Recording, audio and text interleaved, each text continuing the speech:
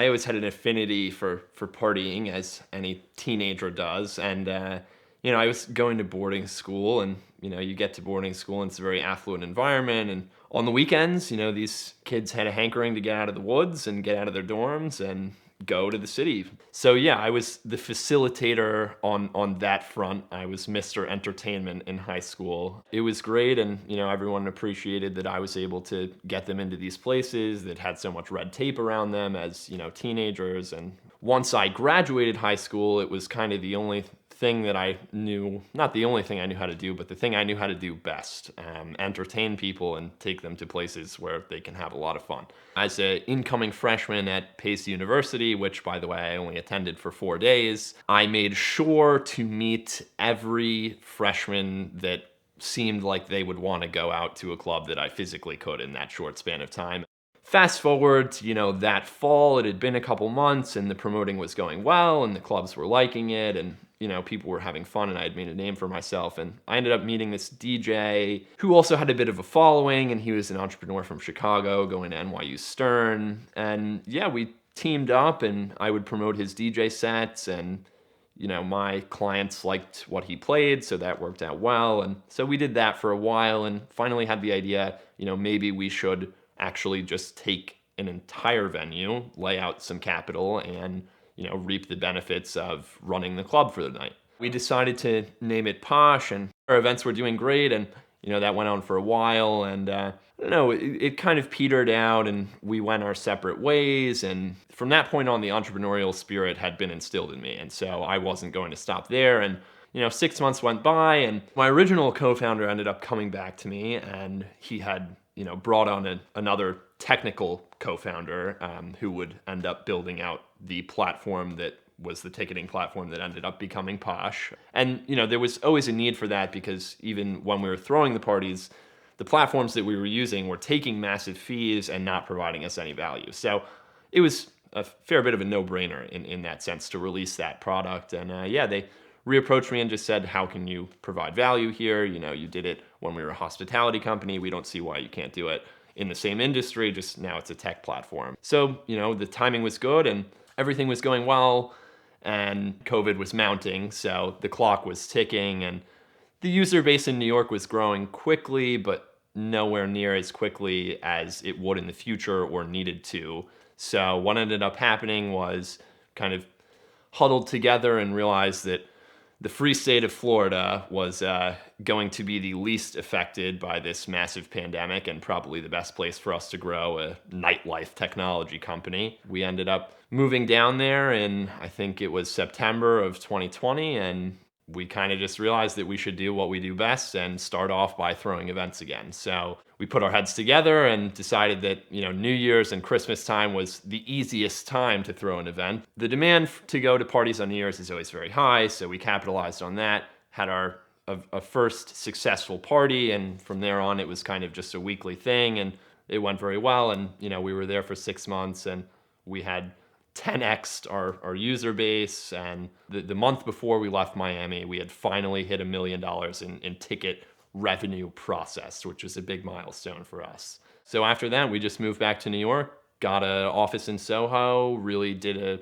big push to hire. And honestly, by that point, I was tuckered out on nightlife and losing that drive to stay up until 4 a.m. every night. And I had met my now girlfriend, and I was kind of just ready to slow down. We went our separate ways once we moved back to New York. One, because I was tired, and two, there was, not as much value that I could provide them as I previously could have. While retaining my equity, tried to come up with, step two in life and my career as an entrepreneur. So it kind of seemed apparent and obvious that should be something in the automotive industry. And so it was kind of hard to pinpoint exactly what that would be, because the first thing you think of is, oh, I should just go work at a car dealership. But I've never been one to go the traditional route, so I had to do something different. And it actually took a little while to figure out what would work best. And I kind of decided that consignment was the best way to go. I was just reaching out to people on Facebook Marketplace saying, hey, let me sell your car. And so people would say yes. And then I, at first, was submitting them to bring a trailer, but they were taking quite a long time. So I ended up submitting all of my listings to Collecting Cars and ended up being their biggest user in North America. It wasn't like they were doing huge volume. I was only doing 5, 6 cars a month, but they were a fledgling company and I was good for them. So I ended up getting an offer from them, from my auction specialist, who was like, dude, you're basically doing what you would be doing anyways, just represent us, not yourself as a sole entity. I kind of said, I'll think about it, but I like working for myself, and et cetera, et cetera. And one thing led to another, and my girlfriend got a job offer in Los Angeles, which coincidentally was where Collecting Cars was headquartered in the United States. And so I was like, okay, sweetheart, I'll follow you out there because I think I can get this job. I think the elapsed time from when I was offered to when I was ready to take that job was probably about 3 months. So it took some, reapplying and some sweet talking, but I ended up getting the job and worked at Collecting Cars for 4 or 5 months, loved it, bought my first 911 in Los Angeles, which is a story for another time, but full of treacherous hiccups and whatnot, as Porsche ownership generally is. It was month 5 of working in Collecting Cars, and I still had the equity in Porsche, and it was kind of keeping me up at night because it was, this valuable thing that isn't tangible. With the car, it's nice because when you own a car, it's sitting there and you're like, here is this thing that I can touch and I can drive, and it has an established value, and you can look it up, and it's very clear what this is worth, give or take 5 or 10%. I had found this G-Wagon, and it was a buddy of mine selling it, and he was pricing them at retail or more. So originally I had developed a relationship with him to actually consign cars for him for Collecting Cars, but I walked in that day and bought a car, and every week for the following 4 weeks I would buy a new car to celebrate, and one of those was an SL that I was eyeballing that my coworker owned, and he also owned 4 cars and was kind of trying to sell it to a buddy. And, the second that I got the money, I was like, hey, buddy, I'm the buddy.